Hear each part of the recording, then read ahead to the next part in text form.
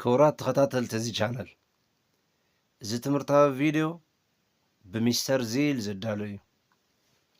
ስለዚ ሚስተር ዚል ዘዳለዎም ትምህርታዊ ቪድዮታት ኩሉ ሻዕ ክበፅሑና ኣብ ዩቲዩብ ቻነልና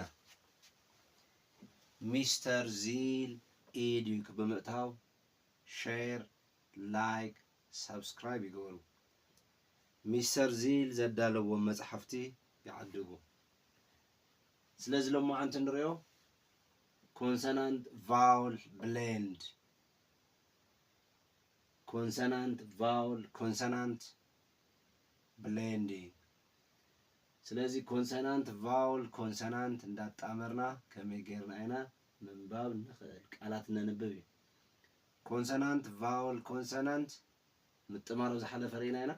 ስለዚ ሎማዓንቲ ኮንሰናንት ቫውል ኮንሰናንት ብሌንዲንግ ዊዝ ሾርት ቫውል ኤ ክንርኢና።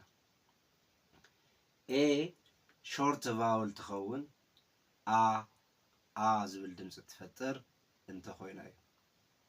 ኤ ሾርት ቫውል እትኸውን አ ዝብል ድምፂ እንተፈጢራ እዩ። ስለዚ ሎማዓንቲ ንሪኦ ዘለና እንታይ ዝኾን ዘሎ ማለት እዩ ኮንሰናንት ቫውል ኮንሰናንት ብሌንዲንግ ዊዝ ሾርት ቫውል ኤ ይኸውን ኣሎ። ስለዚ እዚኣ ብአ ባ ትኸውን ት ተወሲኽናላ ባት ዝብል ድምፂ ትፈጥር። ክ እያ እዚኣ አ ብሓደ ካ ይኾና እሞ ት ምስ ወሰኽናላ ካ ትኸውን። ድአ ዳ ትኸውን ድ ምስ ወሰኽናላ ዳድ። ፍአ ፋ ዝብል ድምፂ ትፈጥር እሞ ት ምስ ወሰኽናላ ፋት። ግአ ጋ ትኸውን እሞ ፕ ምስ ወሰኽናላ ጋፕ ዝብል ትኸውን። ህአ ሃ ትኸውን እሞ ት ምስ ወሰኽናላ ሃት ትኸውን። ጅአ ጃ ትኸውን እሞ ር ምስ ወሰኽናላ ጃር። ክአ ካ ትኸውን እሞ ት ምስ ወሰኽናላ ካት።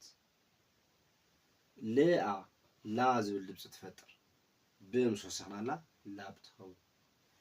ምአ ማ ትኸውን እሞ ን ምስ ወሰኽናላ ማን ትኸውን። ንአ ና ይኾና እሞ ክልተን ፕ ምስ ወሰኽናላ ናፕ ዝብል ድምፂ ይፈጥራ። ፕአ ፓ ዝብል ድምፂ ትህብ ን ምስ ወሰኽናላ ፓን። ክው ኪውዩ ብሓደ ዝመፁ እንትኾኑ ዳይግራፍ እዮም ዝበሃሉ ሓደ ድምፂ እዮም ዝህቡ ክልቲኦም። ስለዚ ክውአ ኳ ይኾና ሰለስተ እየን። ክውአ ኳ ይኾና እሞ ድ ምስ ወሰኽናለን ኳድ ይኾን። ስለዚ ኩሉ ሻዕ ኪውዩ ከም ሓንቲ ፊደል እዮም ዝድመፁ። ንምንታይ ኣብ እንግሊሽ ክልተ ፊደላት ሓንቲ ድምፂ ስለ ዝህቡ ክልተ ፊደላት ሓንቲ ድምፂ ዝህቡ እንተኮይኖም ዳይግራፍ ስለ ዝበሃሉ። ርአ ራ ትኸውን እሞ ት ምስ ወሰኽናላ ራት ትኸውን ርአት ራት።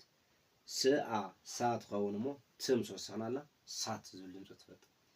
ትአ ታ ትኸውን እሞ ፕ ምስ ወሰኽናላ ታብ። vአ ቫ ትኸውን እሞ ን ምስ ወሰኽናላ ቫን። ውአ ዋ ትኸውን እሞ ር ምስ ወሰኽናላ ዋር ትኸውን። ይአ ያ ትኸውን እሞ ህ ምስ ወሰኽናላ ያህ ዝብል ድምፂ ትፈጥር። ዝአ ዛ ትኸውን እሞ ግ ምስ ወሰኽናላ ዛግ ትኸውን። እሺ ክቡራት ተኸታተልቲ እዚ ቻነል እዚ ብሚስተር ዚል ዝዳሎ ትምህርታዊ ቪድዮ እዩ። እዚኣቶም ብሚስተር ዚል ዝዳለው መፅሓፍቲ እዮም። ስለዚ እዚ ንካልኦት ክበፅሕ ሳብስክራይብ፣ ሼር፣ ላይክ ይግበሩ። እዞም መፅሓፍቲ እውን ንካልኦት ክበፅሑ ኣብቲ ዩቲዩብ ቻነል ኣብ ቲክቶክ ኣብ ዋትስኣፕ ፈለው ይግበሩና።